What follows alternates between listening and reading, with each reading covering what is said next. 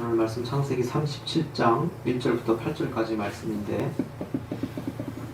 우리 다 같이 여러분이 교독하도록 하겠습니다. 창세기 37장 1절부터 8절까지 말씀 제가 먼저 봉독합니다. 야곱이 가나안 땅 곧 그의 아버지가 거류하던 땅에 거주하였으니, 야곱의 조건은 이러하니라. 요셉이 17세의 소년으로서 그의 형들과 함께 양을 칠 때 그의 아버지의 아내들 비라와 실바의 아들들과 더불어 함께 있었더니 그가 그들의 잘못을 아버지에게 말하더라. 요셉은 노년에 얻은 아들이므로 이스라엘의 여러 아들보다 그를 더 사랑함으로 그를 위하여 채색 옷을 지었더니, 그의 형들이 아버지가 형들보다 그를 더 사랑함을 보고 그를 미워하여 그에게 편안하게 말할 수 없었더라. 요셉이 꿈을 꾸고 자기 형들에게 말하매 그들이 그를 더욱 미워하였더라.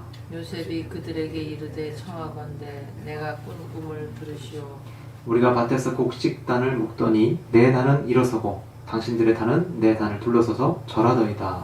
그의 형들이 그에게 이르되 내가 참으로 우리의 왕이 되겠느냐, 참으로 우리를 다스리게 되겠느냐 하고 그의 꿈과 그의 말로 말미암아 그를 더욱 미워하더니. 아멘. 오늘도 말씀의 자리, 은혜의 자리를 사모하셔서 주의 전에 찾아오신 성도 여러분 한 사람 한 사람을 주님의 이름으로 환영하고 축복합니다. 오늘 말씀 제목이 가인과 야곱과 요셉에게 반복되는 인생입니다. 성경에서 어떤 문제가 반복된다면 그 문제가 완전하게 해결이 안 됐다는 것이죠. 해결해야만 하는 사명이 있다는 것입니다. 어떤 사명이에요? 이웃사랑을 회복해야 하는 사명입니다. 오늘 본문 2절을 보니까요, 요셉이 형들의 잘못을 아버지에게 전부 고재질을 했고, 그래서 형들이 요셉을 미워했고 하나님이 주신 멋진 꿈을 자랑하니까 더욱 미워하게 되었다고 나와 있습니다. 형님들 입장에서 동생 요셉이 얼마나 얄미웠을까요? 오늘 공교롭게도 이 자리에 저 포함해서 장녀들만 지금 모여 있습니다. 우리 사모님도 장녀시고 목사님도 장남이시고, 구약 성경 창세기를 접한 장녀 출신들의 청년들이 저한테 예전에 이런 질문들을 많이 했었어요. 아니, 왜 하나님은 가인의 예배는 안 받으시고, 형님이었던 가인의 예배는 안 받으시고 동생 아벨의 제사만 받으시는 걸까요? 왜 하나님은 에서와 야곱 중에 쌍둥이 동생 야곱만 챙기는 걸까요? 하나님은 왜 하필 어린 동생 요셉을 선택하시고 형들에게 절받는 꿈을 주시는 걸까요? 하나님이 이렇게 동생들의 편만 든 이유가 뭘까요? 다시 말해서 왜 하나님은 어린 사람이나 막내만 골라서 더 챙겨주고 사랑해주면서 가인과 같은 첫째들에게는 동생 미워하지 말라고, 화내지 말라고 그러신 이유가 뭘까요? 똑같이 사랑해줘야지 왜 차별합니까? 그렇죠? 대체 왜 그러셨을까요? 가인이 아벨을 죽인 것도, 에서가 야곱을 죽이려 했던 것도, 요셉의 형들이 요셉을 죽이려고 했던 것도 다 결국 하나님이 원인을 제공하신 것 아닙니까? 이렇게 보니까 다 그렇게 보이죠? 그런데 맞습니다. 하나님께서 처음부터 판을 그렇게 짜셨습니다. 쌍둥이 형제 야곱과 에서가 태어날 때도 처음부터 큰 자가 작은 자를 섬기리라. 여기 창세기 25장 23절의 말씀 화면에 나와 있는데, 큰 자가 어린 자를 섬기리라. 처음부터 그렇게 말씀하셨어요. 태어날 때부터.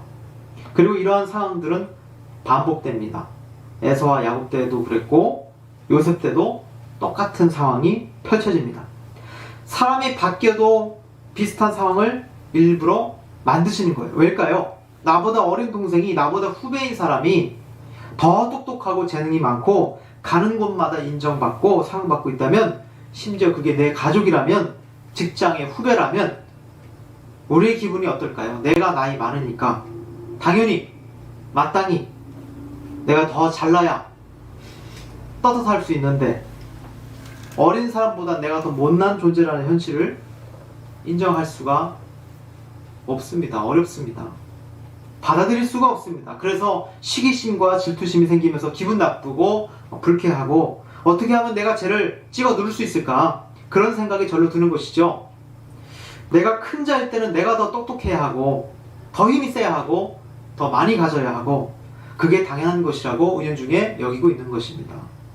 그렇다면 왜 하나님은 하필 작은 자들을 선택하고 들어쓰셔서 큰 자들의 기분을 나쁘게 만들고 분노하게 하실까? 아주 명확한 이유가 있습니다. 고린도전서에 정확히 나오죠. 천한 것들, 약한 것들, 미련한 것들을 다 택하셔서 고린도 교회를 세웁니다. 우리 고린도전서 1장 26절부터 29절 말씀을 한번 다 같이 읽어봤으면 좋겠어요. 거기 주거에 안 나오고 이 화면에만 나옵니다.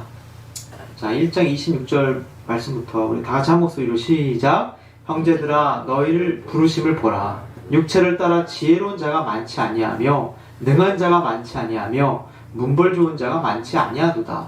그러나 하나님께서 세상의 미련한 것들을 택하사 지혜 있는 자들을 부끄럽게 하려 하시고 세상의 약한 것들을 택하사 강한 것들을 부끄럽게 하려 하시며 하나님께서 세상의 천한 것들과 멸시받는 것들과 없는 것들을 택하사 있는 것들을 폐하려 하시나니 이는 아무 육체도 하나님 앞에서 자랑하지 못하게 하려 하심이라.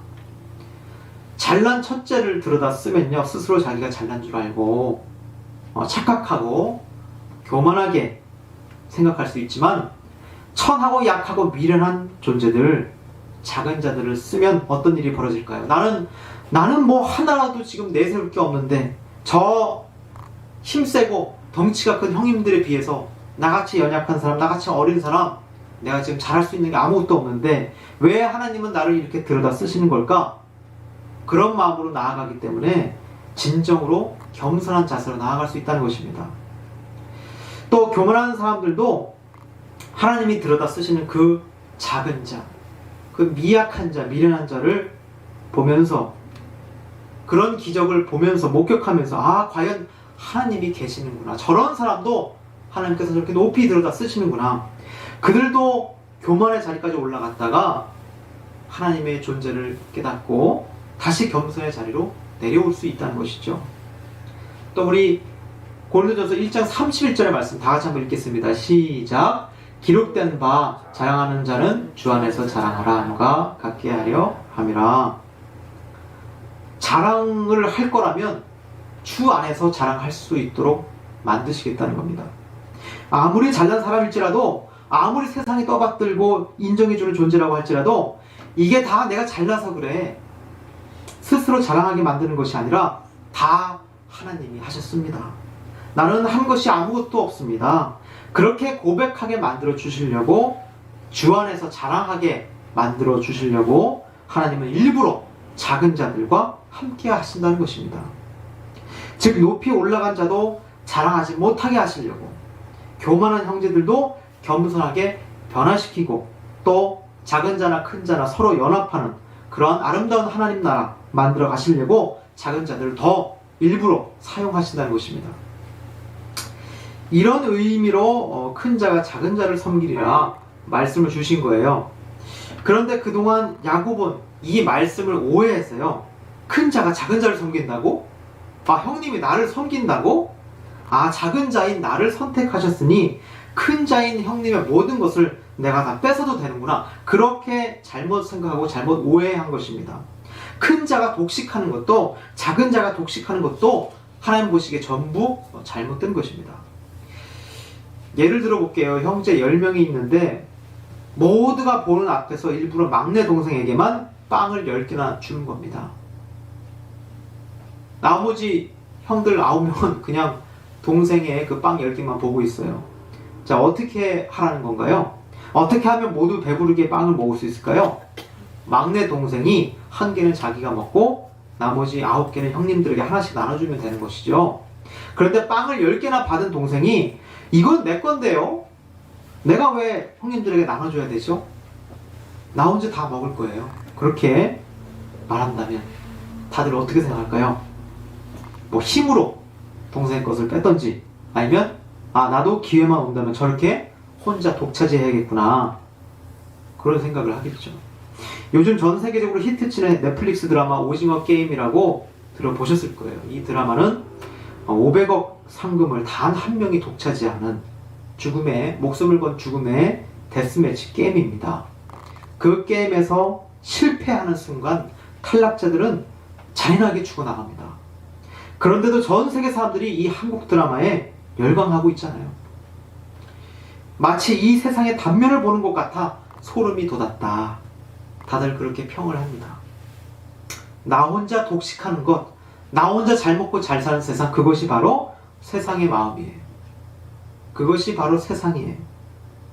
하지만 하나님을 믿는 백성이라면 이렇게 생각합니다. 내게 주어지는 모든 행복과 모든 물질과 모든 달란트들, 재산들 다 누가 주신 거예요? 하나님이 주신 거예요. 혼자 먹으라고 주신 게 아니고 선한 목적으로 쓰라고, 선교하라고 주신 거예요.